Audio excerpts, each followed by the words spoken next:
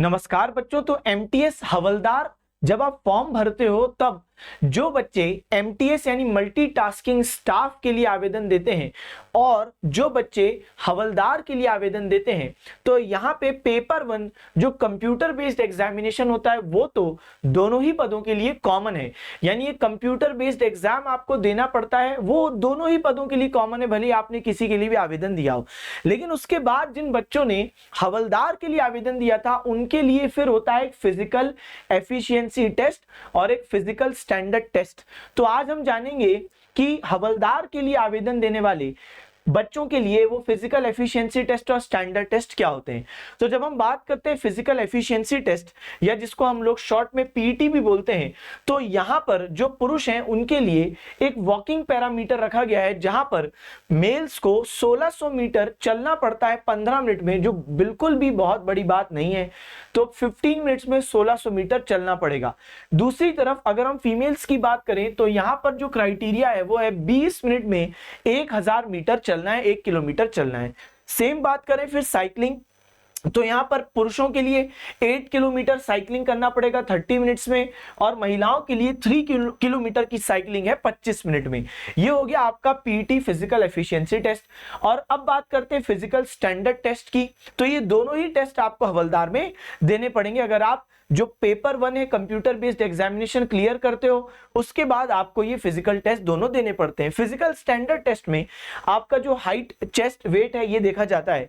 तो हाइट यहां पर मेल्स की मिनिमम 157.5 सेंटीमीटर और इसमें कुछ रिलैक्सेशंस होते हैं। अगर आप कुछ आदिवासी समुदायों से हैं तो कुछ समुदायों को रिलैक्सेशन है, गोरखा हो या गढ़वाली हो, असमी हो, तो वहां पे कुछ रिलैक्सेशंस मिलते हैं। और महिलाओं के लिए ये जो मिनिमम हाइट का क्राइटेरिया है वो है 152 सेंटीमीटर।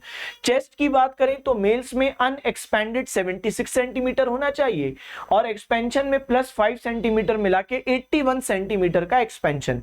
यहाँ पे महिलाओं में कोई ऐसा क्राइटेरिया नहीं है। वेट में बात करें तो महिलाओं में मिनिमम 48 केजी वेट होना चाहिए।